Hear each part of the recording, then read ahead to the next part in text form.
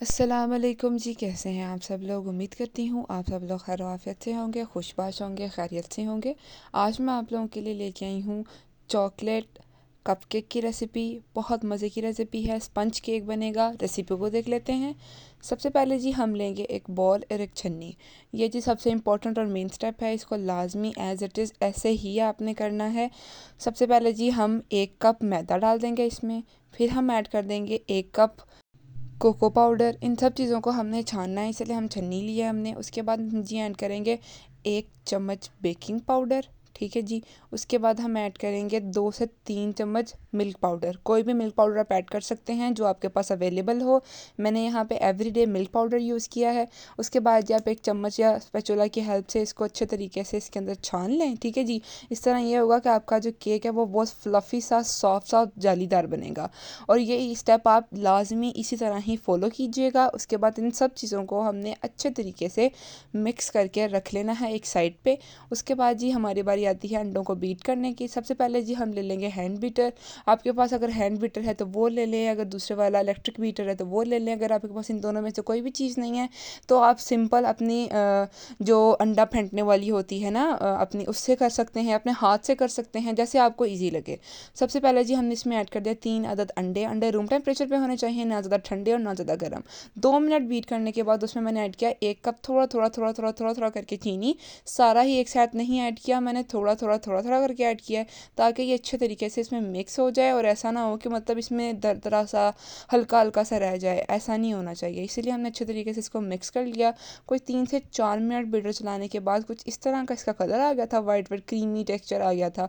उसके बाद जैसे मैंने कोको पाउडर ऐड किया था ना, सेम वही वाला कप लेके उससे मैंने 1 कप ऐड कर दिया ऑयल इसमें। उसके बाद जी मैंने ऐड कर दिया 1 चम्मच, जो छोटे वाला होता है ना, मेजरिंग स्पून, बिल्कुल छोटे वाला, ठीक है, वो ऐड कर दिया हमने इसमें वनीला एसेंस।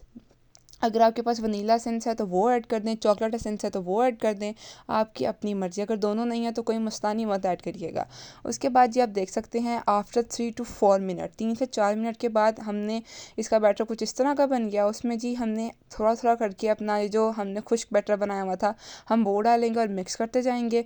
थोड़ा थोड़ा डालेंगे और मिक्स करते जाएंगे। आपने सारा एक बार नहीं डालना, अगर आप सारा एक ही बार डाल देंगे तो इसमें लम्स पड़ना शुरू हो जाएंगे, वो मुश्किल से सॉल्व होंगे और बहुत मुश्किल होगी आपको। आपने इस तरह ना इसको थोड़ा थोड़ा सा डालना है और मिक्स करते जाना है, थोड़ा थोड़ा सा डालना है और मिक्स करते जाना है।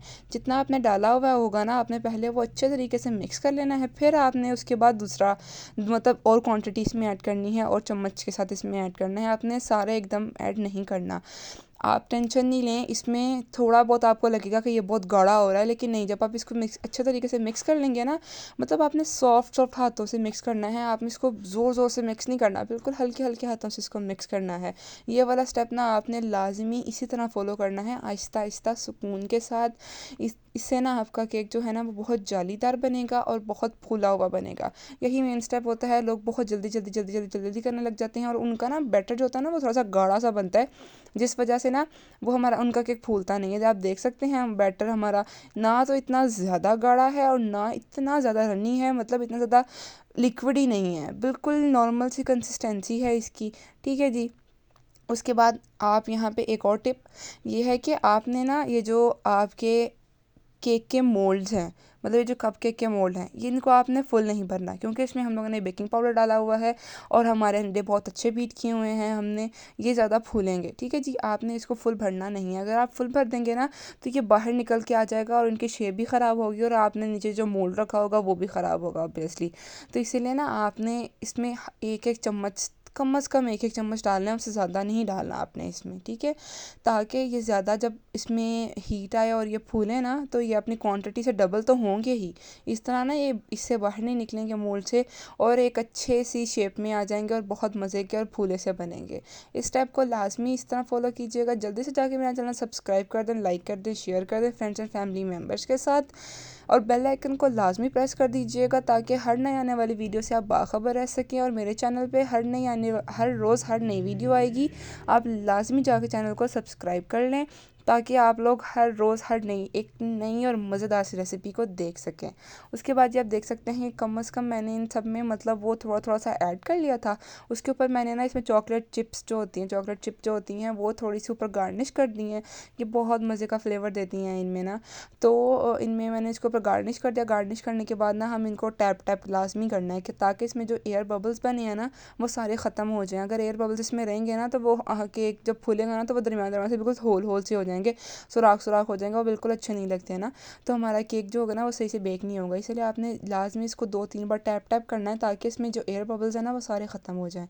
उसके बाद जी हमने इनको पैन में बेक करना है, ओवन में बेक नहीं करना। कम से कम मैंने इसको 15 to 20 मिनट्स बेक किया था। बेक करने के बाद ये देख सकते हैं आप कितने मज़े के और कितने फूले हैं, इतने सॉफ्ट ये बने थे ना। आप इसको लाजमी ट्राई करिएगा। मिलते हैं अगली वीडियो में, तब तक रखिएगा अपना ढेर सारा ख्याल, दुआओं में मुझे याद रखिएगा। ओके जी, अल्लाह हाफ़िज़।